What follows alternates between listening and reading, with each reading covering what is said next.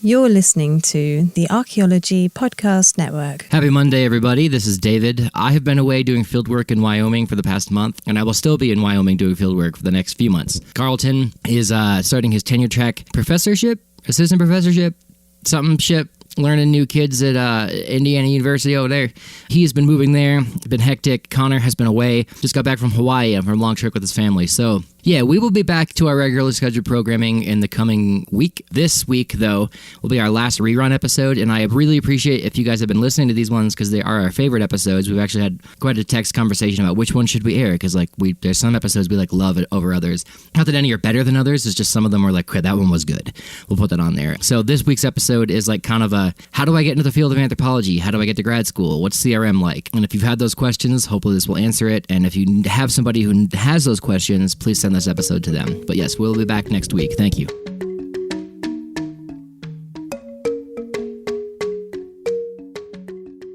Welcome to episode 74 of Life in Ruins podcast, where we investigate the careers of those living a life in ruins. My name is Carlton, and I'm here with David and Connor. We don't have a script tonight because why? So it's going to be one of those episodes. No outline. You guys love it when you do these, but instead of actually covering a topic that we kind of have knowledge about, we're going to talk about our tips and tricks for being an anthropology student, undergrad, applying to grad school, and how to do research. Yes, if David. you're new to the podcast and you're just tuning in for this episode, which seems to still be happening, stay listening because it is stuff that you might want to know or that you could relate to somebody, but we'll also talk about archaeology as well. And this isn't our usual episode, so stay with us. Start with Bob Kelly, and then everything from there is downhill. What episode is that one? Oh, let's start off with our favorite episodes and just piss off all of our guests that have been on. Yeah, that's a great strategy, David. Let's do that. Let's start with the ones Who's we the hate worst? the most. Yeah. Bernie Taylor. Of course. Takes the cake, dude. It's not okay. As a gentleman, Bernie, the nicest guy. It's not that I dislike his episode. No, sorry, I do dislike his episode. I don't dislike him. Yeah. Yeah, as a person, he's fine. But as a researcher and internet personality, he's a big old bag of shit. Wow. Yeah. Thank you. I won't say it. Never mind. I think we've talked about this before on the show. No, we haven't, because I did that special episode with Emily and Lana that has never got aired where we reviewed his episode. Is that a thing? Yeah, remember we tried to do those bonus episodes? Connor did one with Brian. I did one with Lana and Emily. Yeah, we explained it on there. We had a whole outline for him, and we had a whole set of topics that we never touched. The second we introduced him to the show, he just kind of took it away. Here's something, though. When I was on Tasha's podcast or on her YouTube channel, and she was interviewing me with my dog lecture spiel, it was funny. When I had the PowerPoint, I had to read and go in the exact direction I always go with that talk. And she would ask me questions, and I was getting thrown off because I was trying to do the spiel. But if I don't have the PowerPoint, I can just add have an actual podcast conversation. So I wonder if that's what Bernie was doing. And we were just shut up, Bernie, the whole time and throwing him off his groove. But maybe he would have had it. I don't know. It was still a podcast. He had a pitch. He had He had a pitch. Yeah, he had it kind of laid out in a certain, I talk about this and then I talk about this and this leads to this kind of thing. So yeah, and we were the same conversation he has on every podcast, because I listened to 2 of his interviews and it was the same format. Yeah, I guess. And I was just making him rage quit. And we just stopped the roll. We cut that roll off essentially. Yeah. Anyway, his was it was good. Bob's was great. If you guys are listening and haven't listened before, check out Bob's, which is Dr. Kelly episode. Carlton knows it somehow. Yep. 27. Yep, that one. Bernie Taylor's 14. Had some great ones. I really like Talia Farnsworth. Yeah, she was great. Yeah. I like that one. Generally, I don't dislike any of them. There's definitely a few that I listen to repeatedly. Really? One that we had Mac on, I listened to that one. Maddie McAllister's episode 40 and Jamie Goodall's. Yeah, that I listened to that one the other day while I was carving an atlatl, actually, and I was like smiling the whole time because it was like, this is a riveting actual like conversation about piracy. I like Shane and Dr. Toon. Oh yeah, that's a classic. Yeah, That's a classic. Steffens are always good. That's like a good conversation. It's always fun to have him on. I mean, every guest we've had has been great, except for the dog guy. Shane's, yeah. I generally like all of them. I re-listened to the SAA ethics panel response the other day because the email that we got to remind myself what exactly was spoken about. That one made some waves in the archaeology community. That one did. Oh no, the best part is that me and David weren't there. No. Yeah. It's not the best part about it. There was one of them where I came in the middle of it and I hadn't taken my meds and I was on one. That was Max. That was Oh. Max chorus. I was like singing. We sung Okay. the friggin' Snickers commercial song. But like I felt bad because it was like such a good topic, and he probably for a half hour was just being very professional. I came on and I was like, just like screaming. I don't know. Kelly's was good. How'd you get that? Oh my God, Strider has a giant jar of peanut butter. Continuing.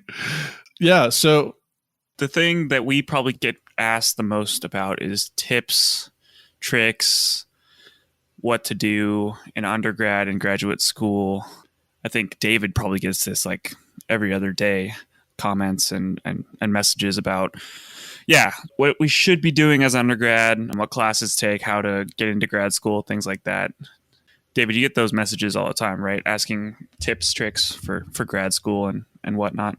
I just want to say for the record that Strider got my $10 thing of Justin's peanut butter and stuck his disgusting tongue in it, and it's all wasted now. Anyway, yes, I do get those messages quite often, and I usually say talk to Carlton because he's got a great spiel.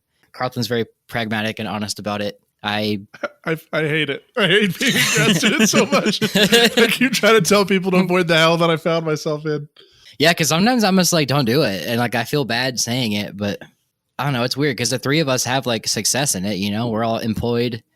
We have fun with it on the side. We think about it all the time. And then some people are like, I really want to do this. And I'm like, I really think you should do accounting. Yeah, 100%. Yeah. I don't know. Where should we start with it?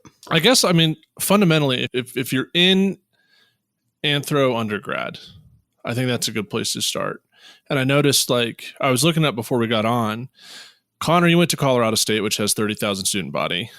David went to UT Knoxville, student body of 30,000. And I went to Radford University, student population 10,000, with not a very established anthro department.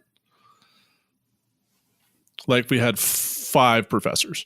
I feel like CSU was established, but not well funded. Like we weren't, people don't go to CSU for anthropology. They go there for engineering or biology or other things like that. So we have big names there like Jason LaBelle and other anthro folks, but we didn't have a really solid, well-funded program. Is Knoxville any better, David? Knoxville is more of biological. UT would call it physical anthropology school, but I guess biological is the new one. And people go there for that. They also have a very strong, forensics is their thing. Human osteology is their thing. But they have a very strong cultural department, and the cultural department is specifically disasters and human diaspora.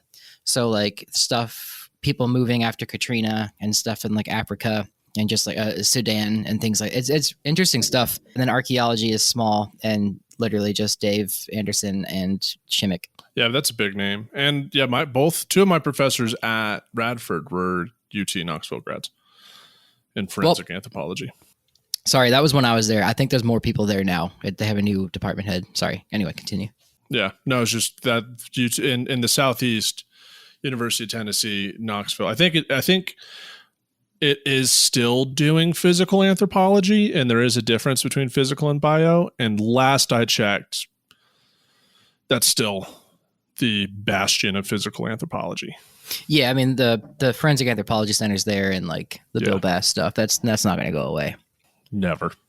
I also was doing a live on TikTok the other day, and someone asked me like where I went to undergrad. And I started talking about that, and I went on this like 5-minute tangent about how I saw raccoons like eat a decomposing human body, and I couldn't look away. It was just like I was like, to us that's like fascinating, but to anyone else just swiping through TikTok and coming up, I was like, then it ate its like toes, and I watched it on night vision camera. And I was just But I kind of like where I was going with the class sizes and field of it was, we also didn't have grad students. So I was afforded a lot of opportunities, and like I knew all my professors really closely. Like it's not like, Boulder or something I recognize with a lot of the anthro kids here is like they might have a professor maybe twice. Whereas like I did 3 years of undergrad, and poor Dr. Fox, Dr. Anderson, Dr. Yoder had to deal with me at least once a semester. Like there was just no escaping it. And I got really close with them. And because of that, I was afforded a lot of opportunities, like be able to do art, like my own research on field school stuff, and, get to present at San Francisco SAAs, that wouldn't have happened if there were grad students who were working on that kind of stuff. So, yeah. I will give a counter argument saying that grad students can also be really good because they're 100%.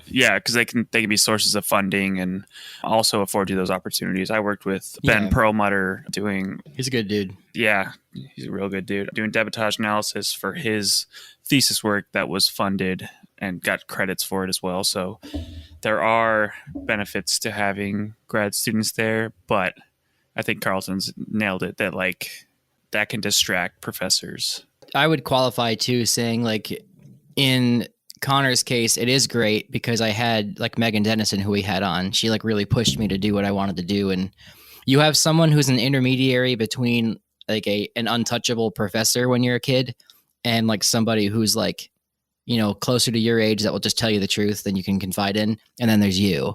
But in like schools where there's grad students, they also get all the attention. And like they're trying, like the professor wants to, like you're just an undergrad and the class doesn't matter. I luckily lucked out with Dave, but Carlton, it sounds like a pretty good situation for you there, Yeah, I mean, I think part of it here at Boulder, the work I do for Doug isn't conducive for me having undergraduate underlings.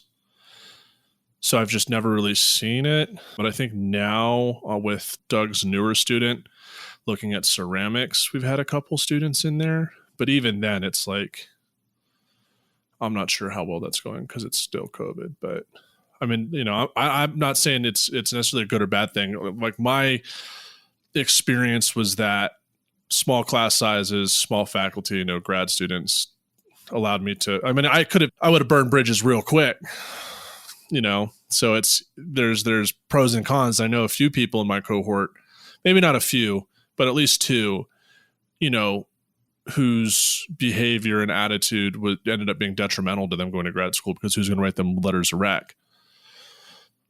So there's pros and cons, I'd say. Yeah, so finding out if a program has grad students is something to look into, I think. Especially at CSU, we just had an MA program and not a PhD program. So that's something to be aware of as well. And I'd say like if it does have a grad program, try to work with the PhDs. Nothing against the master students, but like they just became grad students. So maybe kind of like when you're chilling with like a new professor, like how the job market is, what's successful at the moment. But if you really want to tap into the knowledge and the network, like a PhD would be someone to really hook up with. Yeah, and they're going to be the ones who are now going to, well, it's twofold. The PhD students are going to be the ones going to get like a good job. And when you want to go to grad school, they might be your professor one day to be good to work with, and they're going to be running sites. But master students, though, are good to know because like I met Craig when he was a master student and I was an undergrad, and that's a connection that helped later. And like when I needed a roommate and he was coming to Wyoming, I was like, oh, I knew you. And I mean, that's just a student connection, I guess, like a friend connection. But I don't know. I just feel like I've gotten opportunities from master students as well. It's more of a, I think it's just networking is what I'm trying to say. Yeah. It's less of an academic thing, but it can be academic to have friends that are grad students. But yeah, networking is probably the biggest biggest thing to do, is to know those people, to know the grad students, the PhD students, at least be able to send them emails and whatnot. I think that's huge. Yeah. And then when you are a grad student for your first time, like a master's student, you're like 1 year older than you were in college. So like, it's just weird. You're closer in age to the undergrads than you are like the PhD students half the time. So like, it might be fun to like go like Connor, like we're just still in like college age going out and just like partying, not at like undergrad parties, but like at the bars and stuff. But it's just like, it's a weird spot to be in because you're not an adult, but you're also an adult that's like off the leash. Yeah. I was living in a fraternity house during my master's experience. You were. Yeah, talking about networking, the University of Wyoming had a SIG Up chapter, and they needed a live-in advisor, and so guess who signed up for that? You were advising people how to live? I was advising them how to be good academics, and to my credit, their GPA, their cumulative GPA rose from 2.8 to 3.2. Oh, good job. That I installed and turned that chapter around after that one incident, and you know, dude, I just remembered like for your first year, I was just like, where's he living? Or something like that. They're like frat house. And I was like, get a load of this guy. Like, I'm not going to associate with him. And it worked out. It was just everything. Like, anyway, that's a whole story another day, but it's just like, every story I heard about you just got better and better. And I was like, whoa. Yeah. I couldn't tell if you were real.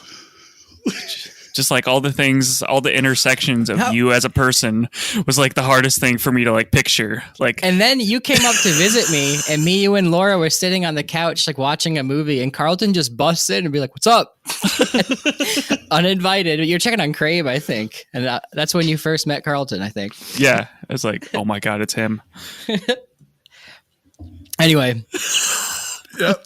There's some idiosyncrasies and like weird kinks to like get out when you're a master's student for sure. Cause you usually move to another state, another school.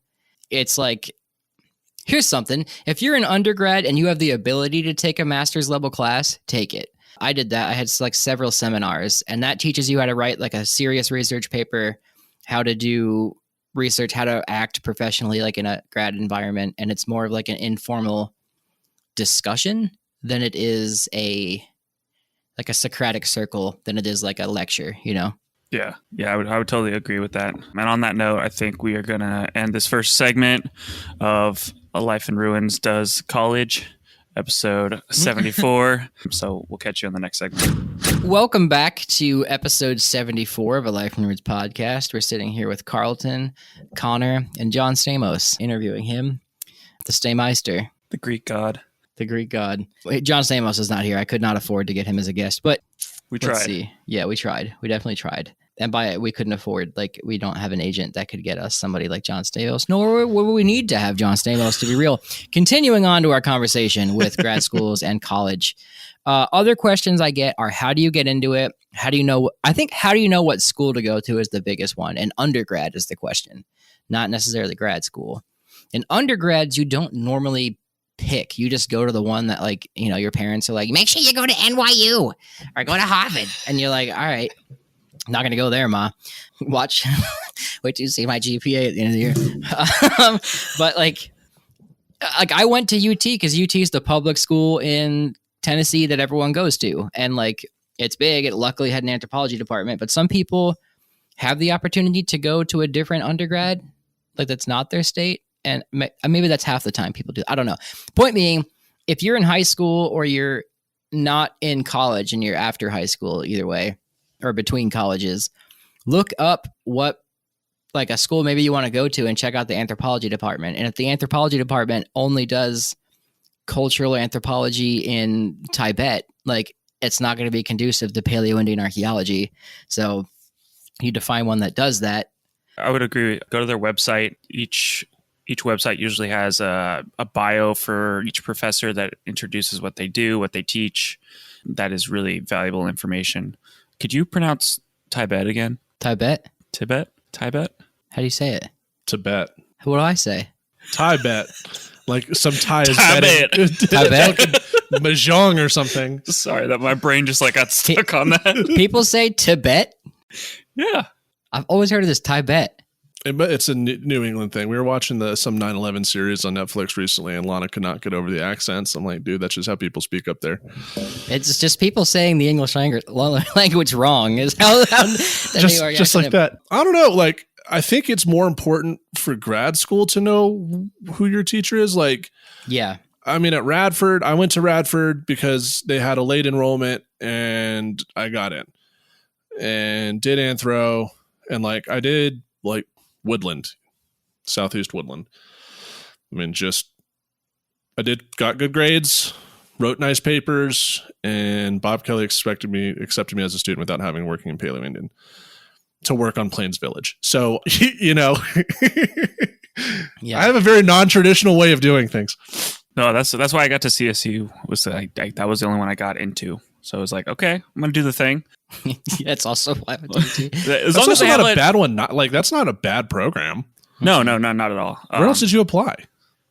Regis, Denver. It's like a private school, Oh, but they didn't have an anthropology department. So I think knowing the college you're applying to has an anthropology department or a history department that does both is huge. Yeah, I would second that, saying like I went to UT Chattanooga my first year, and because I just wanted to go to a smaller one, I guess. I also didn't get into UT Knoxville.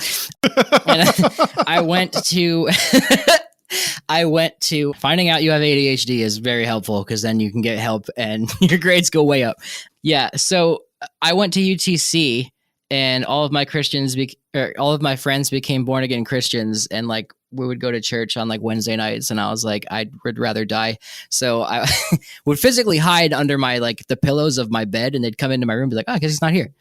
Like it was bad, but they're nice guys. Anyway, I was like, I can't be here anymore. And like the anthropology department was just, I think cultural. And there was a primatologist there. She was great, but like I wanted to do archaeology, and I found out that UTK had a better archaeology department anyway.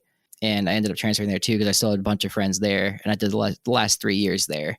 And I went as a transfer student. But yes, I guess first year of college, I realized what I wanted to do and then switched, which isn't out of the question for you. It did just suck because I was going to be a double major in history and anthropology. They told me that, your stuff transferred and then, oh yeah, you'll be a double major, just finish these X amount of classes. And then the very last semester of college, they were like, oh yeah, sorry. You have to take World Civ 1 and 2 again because it wasn't the ones that they teach here. And I was like, it's the same school system. You can kiss my ass. I will take the minor. I'm already accepted to grad school. Die. And I left. Anyway, rant over. I will say you don't have to get an anthropology undergrad to do grad school in it. I mean, I don't think you don't. It's not, you can do history. It's good to be in a field that's related, but I don't think you have to do. Yes, because I know some programs anthro is like in geography or something like that. So as long as there's like an anthro component. Now, if you want to go to a master's in anthro, but you have like a degree in business or something, it's a hard, because there's that one guy, Clark, who started after me, who his undergrad was something different, and he was taking. We had the marketing lady, right? What was she in? Wunterslausch? Yeah. Wunterslausch was in I have no idea why they're laughing. I wasn't there for this. There was this very lovely woman who was like maybe like middle-aged that came into our class for linguistics, and she wore a top hat like all the time. And it was right when South Park had come out with the Wunterslausch episode. We just called her Wunterslausch because I never knew her name. She was very nice. She was a great lady.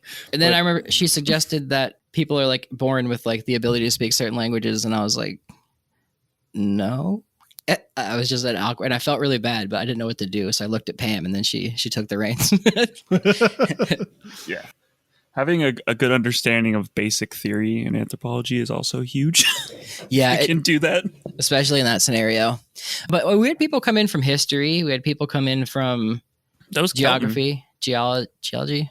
Yeah, Kelton was a history. Yeah, we had a guy named Kelton. On the podcast, Dave, we interviewed him like 6 weeks ago. Kelton Meyer, CSU. Oh, I thought you meant at Wyoming. I was like, I don't remember any Kelton coming to Wyoming. Yeah. Yeah. I would say most people are anthropology. Oh, and that's a thing too. We had our first year, Connor, I think you remember, it was our arc theory. We had that like It was sorry to say it, 10 little Indian scenario. I guess 10 little indigeni. How would you say that these days? Anyway, Carlton's face is not approving of me. I am canceled. But please explain. Where are we going with this? Please explain. That is the English phrase that would explain it. Sorry if I'm not canceled now. But we had like 12 people. So it's 12 little Indians, and we Were they so these aren't actual Indians? no, it's I was like our cohort, but it's like a figure of speech because it's from an old story. Probably not great. Anyway, well, let's suss that out another time.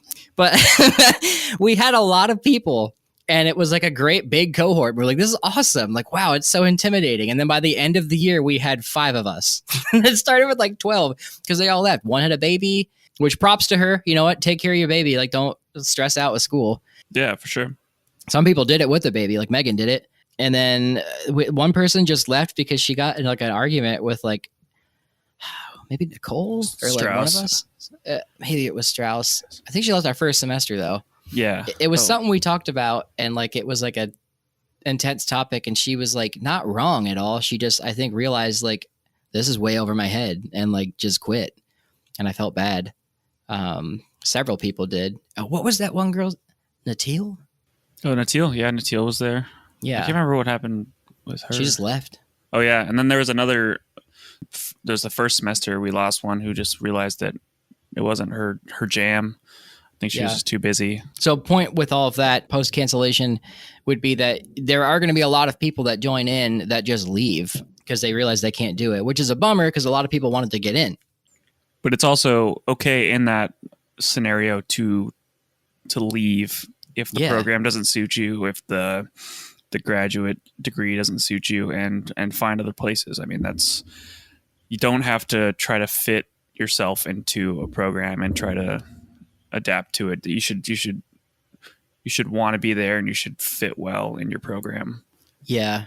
Like you that's something I say to people too. Like you have to want to do this to succeed in it. Or else you're just like, there's no way to like Jack Sparrow your way through it if you're not into it, I guess. You gotta have a plan. Yeah. And you have to spend some time thinking about anthropology outside of just school.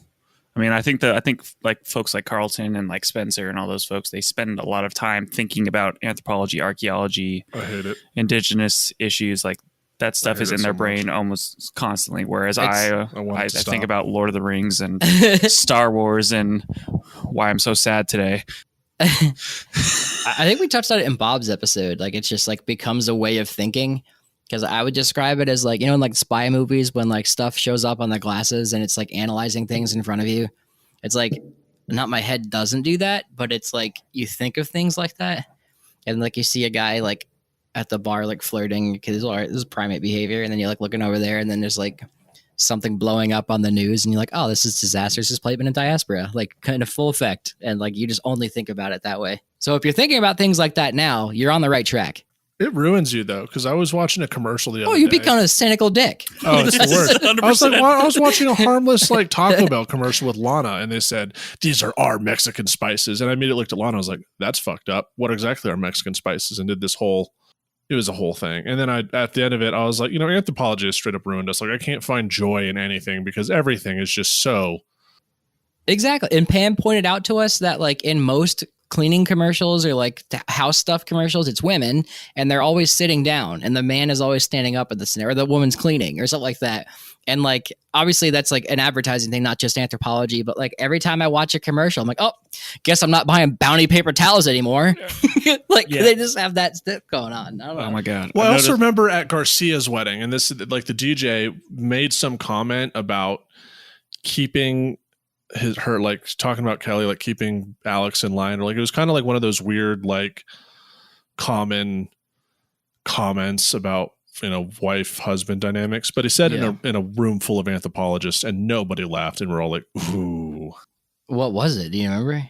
I forget. I just remember I looked at Craig and Craig was like, yikes. So it was something in like weird. the 50s kind of way, and like a traditional like, okay. Yeah.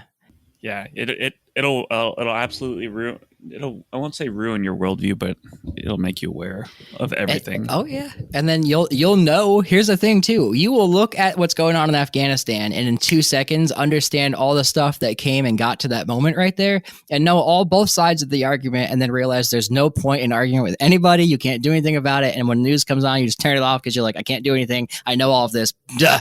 And like, then you go to a therapist every week because you're very intelligent because anthropology is awesome, and you just can't do anything. Well, I want to throw in a caveat saying that you don't have to think like this right now, but If it interests you, yeah. Yeah, if it interests you, or if during grad school you feel like you aren't connecting with material, that's totally fine. Yeah. And you're absolutely right, Connor. And, I was at a staff meeting for the museum the other week, and the things that they were saying, like the whole science division, right? Me and the other anthropologists were like, this is foundational Anthro 101, how not to be a dick. And like some of this information was clearly new to like the geologists or some of the other scientists there, where it's like, why? I don't know, anthropology, and it's fundamental to a lot of like feminist movements, women's rights, like all these rights movements from the civil rights period.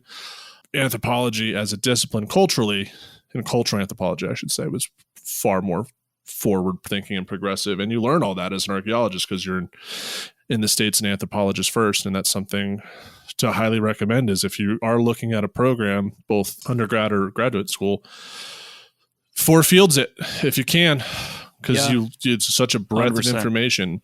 Archaeologists need culturals more than they need us, but like the things you learn in cultural anth is very similar.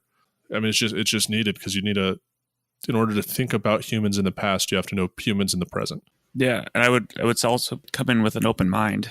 You're gonna anthropology, will fuck your world up. Like, it'll fundamentally fuck your world up and like ruin how you think about things. So just come with an open mind and be aware for those things to happen. To have those moments where you're exposed to feminist theories and gender, things like that. And you're going to be uncomfortable. See systems, yeah. Yeah, and you're going to be uncomfortable more than once, and it happens frequently where you're just like, wow, I can't get any lower in my chair right now. Right. And that's something else that leads into this too. Something that I noticed, especially like moving from grad school right back to the South, you're in a very liberal bubble a lot of times in academia. And like to the point where like it's an echo chamber. And like I'd look back at some of my notes in my phone or like posts I put on Facebook, and I was like, man, I was not thinking that through. Like my opinion on that kind of thing. And you're just around it all the time. And like, it's a university, everyone's going to be, fairly progressive and liberal. And like, I would still say that I am, but like a lot of times I'm like, okay, I could be a little more lenient on like X, Y, or Z. And like, it's dangerous in that sense that like you can get caught up in it, I would say, but just know like Connor or Carlton was just saying, like, there's times where you're going to be uncomfortable being like, all right, I don't agree with these people on this specific issue, but like, you just, like anywhere else you work or go to, just keep it to you, I don't know. And like be intelligent about it. Everyone's got different opinions on things. It's just like anthropology specifically can get pretty, I don't know what I'm trying to say, but. And grad school will expose those things because you have to have, all the classes are discussion based most of the time. So you have these conversations and they will get extremely uncomfortable, and you might fundamentally disagree with someone else. And it's just a thing that happens as part of this. Yeah. And, and that's not to say that all anthropology is the same. Like you will, not BYU is a great program, but an anthropologist or archaeologist from BYU is going to have a little bit different take than an anthropologist from Berkeley. Right. That's a great point. Yeah. And, there's, fundamental things that like I've noticed, like I can see a difference in my writing from like Radford to Wyoming. Well, even community college, because that dude was totally post-processual Solutrean theory to go to Radford and then go to Wyoming and then go to Boulder. And it's like, I've got a pretty, it's, I got the not Cosmopolitan of ice cream. What's the ice cream with the fruit in it? You know what I'm talking about? Metropolitan. Well, it's just strawberry. Neapolitan. Neapolitan. That's it. There you go. The Neapolitan of archaeology through all the schools I've gone through. And it's like, it fundamentally, it's part of who your Jedi master is. Oh, yeah. And along those lines too, I guess we should end here. Like what Carlton just said, maybe think of it. Religion too. If you are Like, I'm not religious in the slightest, but I've met a lot of people in the field that are, and I have noticed that they are often uncomfortable with the conversations that, like, most anthropologists, especially at an evolutionarily minded school like ours, can get pretty, uncomfortable. So if you are and you're listening to this, I mean, I'm sure we probably, just keep that in mind. And also, if you're going into it and you aren't religious, also keep in mind that some people in your cohort might be. So, like, don't be an asshole. Yeah, absolutely. Yeah. Yep. And on that note, don't be an asshole. This is episode 74 of A Life in Roots podcast. Segment 2. We'll catch you in segment 3 after Chris Webster's beautiful voice serenades us about something. Timular. Damn, you beat me. And welcome back to episode 74. So part of, selecting, we've covered a couple things. One, our favorite episodes, which is totally unrelated. Two, what kind of programs you should get. And to go along with that, and as an undergrad, introduce yourself to your professors. What did I do? Nothing you did. Continue. Don't watch the video. David did something obscene. What video? Oh, okay. Introduce yourself to professors and always ask for help and talk with your professors. Take advantage of office hours. It's honestly some of the best conversations I've ever had with professors run it. They just want to talk. 100%.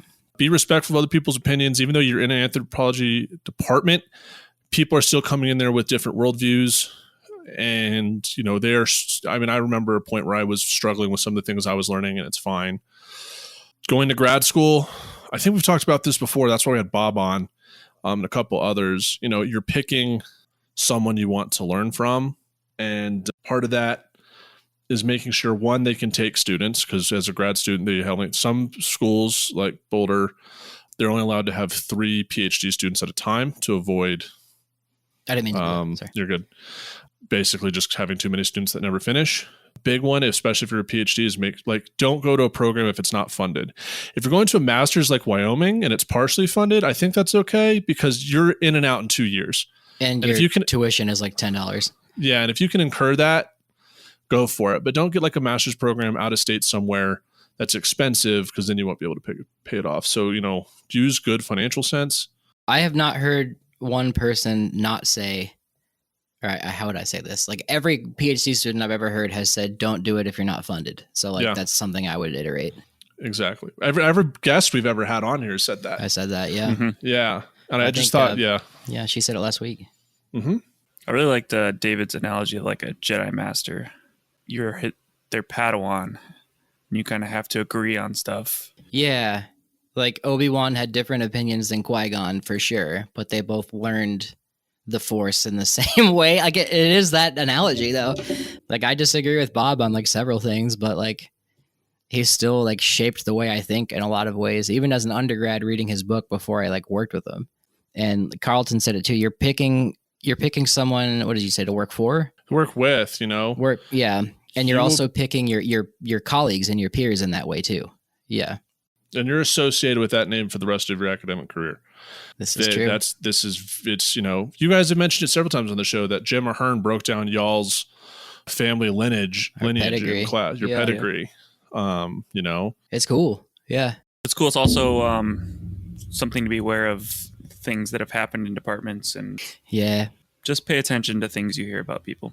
Talk to grad students. Grad students, when I went to Arizona to apply, I didn't talk to one grad student other than Shane, who was like, "Yeah, man, apply." But when I went to Wyoming, there were a million students that Nicole Wagasback, who was there at the time, had me go out. She grabbed Spencer in the hallway. She's like, "Hey, take this kid out for a drink later today and tell him about the department." And he was like, "Okay," and took me out with Rachel Shimmick, and we just talked about the department and like what to expect and what life is in, mostly like what life is like in that town. And that's a big thing too. Like Carson, she moved from Wyoming to Seattle. Like, that's a big change. She was at CSU though, and then I say do the visit. Do the visit. Yeah. Do the visit. Some of the best advice I have gotten has come from graduates, though. Right, that's a good point too. Because people within the program tend to maybe not talk about the bad stuff. Yeah, fair point. When you're going in, because they want you to come there for sure. Well, 2 people did tell me, not those 2, straight up, like some things about don't like this and that, and don't work for this person. and things like that. But yeah, for the most part, they're going to try to tell you like it's great. Yeah, especially on those visits, because that's what they're representative of that department. They're like trying to convince you to go there. So just be wary, like Carlton said. Yeah, just talk to as many people as you can. You know, for one of the big things that when I was looking for PhD programs, something that always, you know, I applied to a bunch of PhDs before settling to Boulder. Boulder was my first choice, but something that really I'll never forget. There was one program that I was really kind of stoked to go to because it'd be close to Pawnee, Oklahoma, and like I was introduced to the faculty via email, and no one responded. And for some reason, that really stood out to me. It's like this person just blasted all of her colleagues like, hey, this is someone that I want to be my student. You know, please chat with them. And like, no one emailed me. And I was just like, that's weird. Because like when I applied to Wyoming for my master's, Melissa had like got me in touch with a bunch of people, and we all talked, and Doug got me in touch with a bunch of people here. And so like, especially for a department that wasn't going to fly me down there to meet anybody, was just like, I don't know. Those things matter. Those things absolutely mattered. It caught my attention where I was like, okay, if they're not flying me down there to be a student, and if no one's reaching out to me, then why am I putting my time into this? Yeah. In some places I applied along that line too. Like it might be one professor there you want to work with, but the rest of the program, there's not a lot of grad students. There's not a lot of like student life kind of stuff. Like nothing to do in town. You want to go where you're going to have good peers. And I think that is really important. And like in Carlton's situation, it would have been not great. And also a place that you want to live for, at least for PhD, you want to live for six to 10 years or 5 to 10 years. Like you have to be able to function and live your life in a way that is good for your mental health. So if you don't want to be in, where's Oklahoma? Where's the University of Oklahoma? Norman? Well, I did not say University of Oklahoma. No, I'm just saying like as a place I would never want to live is Oklahoma because it's a goddamn shithole. One pleasant surprise, like Arizona, like was in Tucson. Tucson sounded really cool to go live in. Like I know that word. There's a milk company named Tucson, so I was familiar. And the fish tacos were lit. But however, like Laramie, I was like, I don't want to move to Wyoming. Like, what do I have to like ride goats here? Like, what do they do there? And like, I went and it was gorgeous when I went on the tour. Also, I toured the school on Halloween and like everybody on campus was wearing costumes. And I was like, what is this place? And it just dawned on me that like it was Halloween later. But yeah, I ended up loving Wyoming and like not wanting to leave.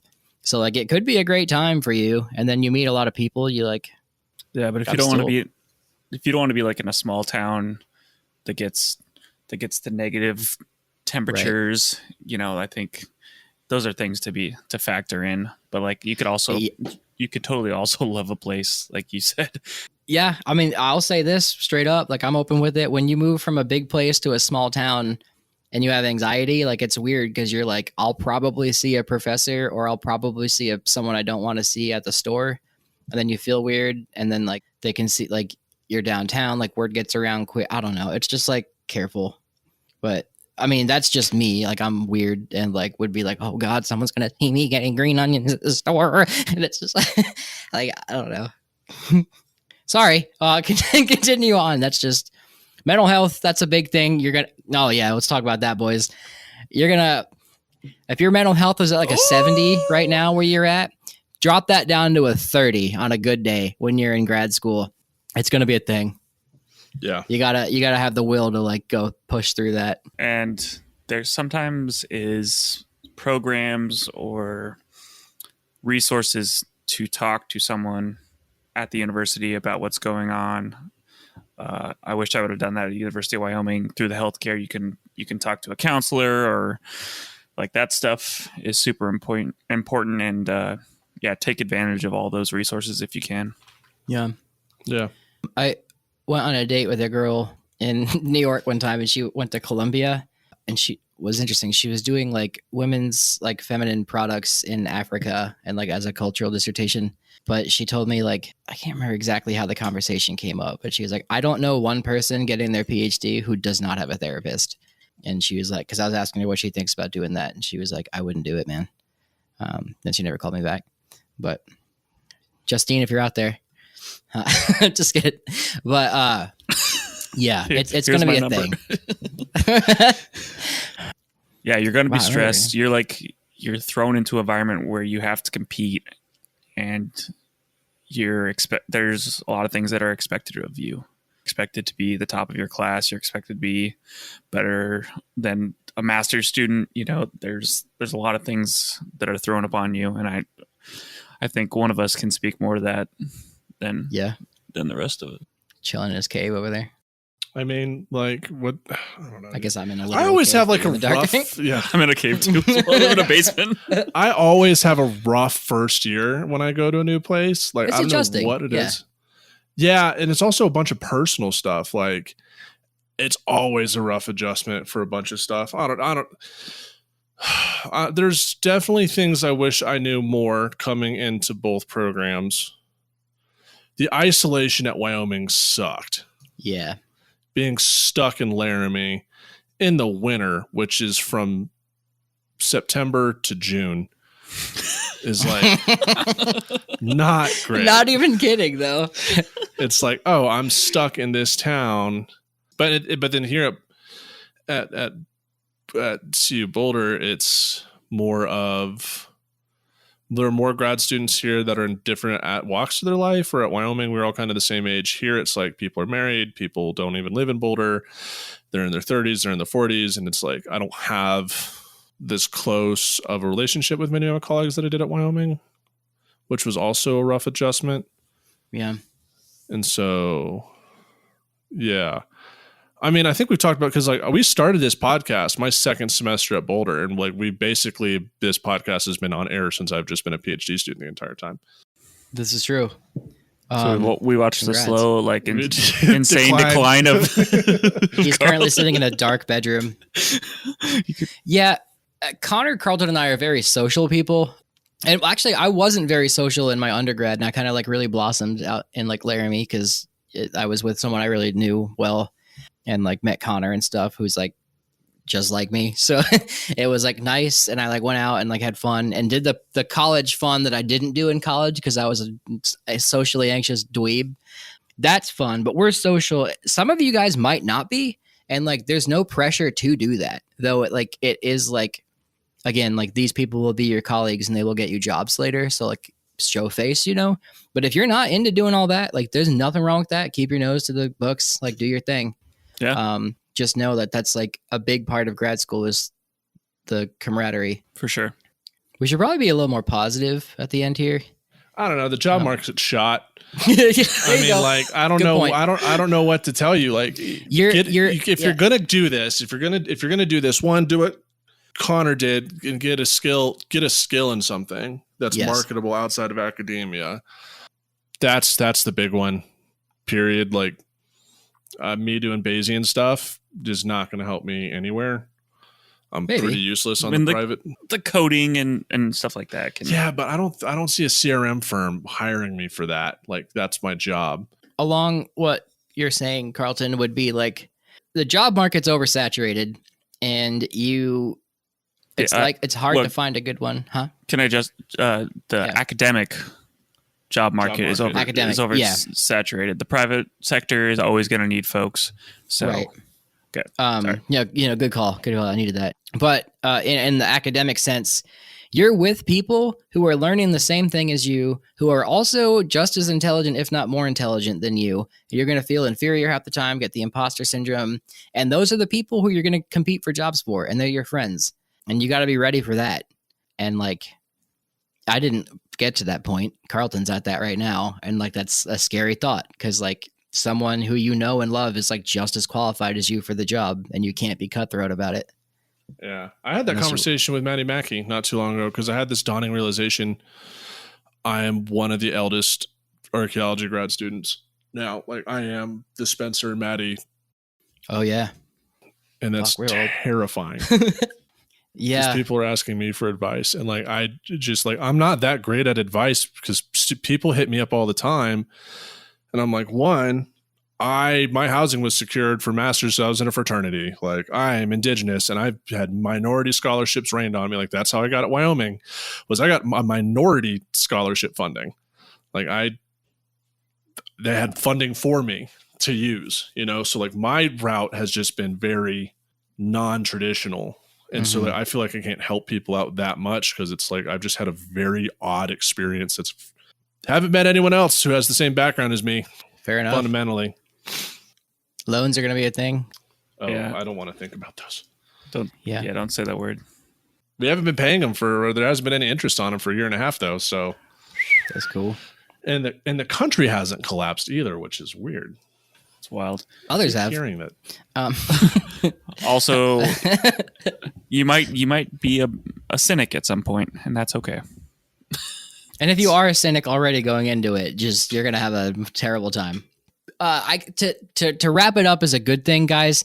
If you absolutely want to do anthropology, if you sat in anthropology class like I did, and they put Chappelle's shows on and said, turn to the partner next to you or person next to you and discuss why this is funny, and you're like, hey, this is what I want to do with my life, do it. If you sit in that class and you're like, this is stupid, don't do it. You'll find a way to make it work if you like it. Yeah, you have to have that passion, that drive. If this is what you think about every day, this is definitely something for you. Yeah. Enjoy I it. think Lana's given up on it. I think we were talking about it the other day. Oh no. I know she wants to do something not totally professor related. I mean, we've been With her looking 2 at the market PhDs? together. Yeah, with her 2 PhDs, she just cannot. I don't know what she wants to do. She was talking about like working at a Starbucks and like forbid it. I was like, no, that's You will not. Nothing wrong with that, I guess. But like with 2 Nothing wrong with PhDs, it, it's but 2 questionable.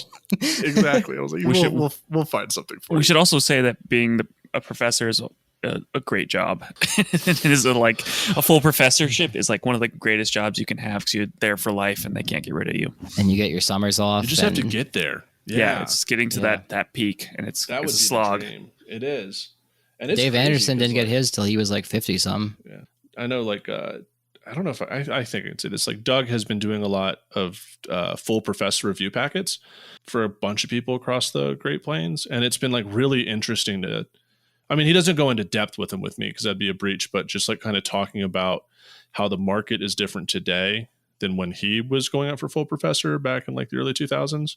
And so we had a real conversation. I think he might have realized like, wow, like really understood how screwed I am on the market. It sucks, man. Sorry to hear that. On a positive note. Can I live in your van, David? Can I just be your camera boy? I haven't announced that yet, but yeah, I'm buying a bus. So I've got a closet in my condo that's Harry Potter like, so. Oh, dude, yes. Hell yeah. That's why I fit. Indian in the Cupboard. Have you ever seen that movie? Oh no. I can't do it. I've heard that. I haven't seen it. No, I didn't know it was It's a movie. good. It's a good movie. It's a classic, I'd say. Is it Stephen King or something? No. It's like the exact opposite of Stephen King. It's like a nice light story about like a figure, right? A little. It's like a magical cupboard that when you put it sounds like a miniatures horror. into it. Yeah, no, No. you put figure like little toys into it and they come alive. And so this boy puts in like this little Iroquois guy named like Little Bear, and he comes alive. So he has a little Indian in his cupboard, and it's like this whole coming of age story. It's really well done. It's a beautiful. Does it hold movie. up today? The haircuts don't, but it's Okay. definitely like late 90s New York. I assumed Yeah. it was just like nowadays it was gonna suck and like be canceled, but I didn't realize that. Yeah. I'm glad it held up. It's on Netflix, I think. There's not many of those that really did it right. Check that out. All right, guys. If you want to discuss this or talk to us, DM the podcast. Don't DM me. Or if you follow me and that's how you got to the podcast, DM the podcast. Then all of us will see it and be better able to help you. If you are a student, or a PhD student, talk to Carlton. If you want to do private sector work, talk to Connor or GIS work. I also work in the private sector, but my job's like kind of like super niche and weird. But yeah, just email us or message us on the podcast Instagram, and we will try to answer your questions. But most importantly, research the website of the school you want to go to or several that you want to go to, and think about who you would most like to learn from, and then talk to the students who are also there. I think we can sum it up as that. And we're there, correct. Because you'll get two different answers from like a fresh first year and then someone that's been there for 6 years getting out. And do the deep dive into yourself if this is what you want to do for the rest of your life. Or just say fuck it and just take it on a whim like I did. Don't do that. Yeah, it does not suss out, or it does not bode well for me in many situations. Yeah, it's pretty sus. Well, on that note, Carlton, Yep. We're out. We're out.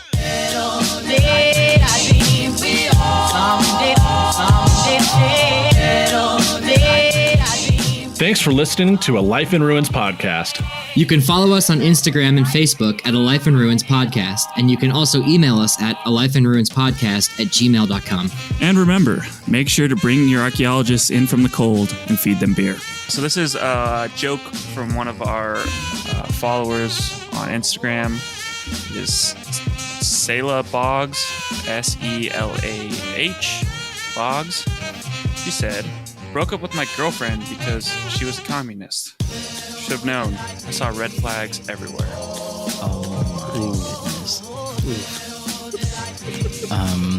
Key Soviet Union National Anthem. And we are out. But I actually know that the opening lyrics, but we're not going to sing it today. So.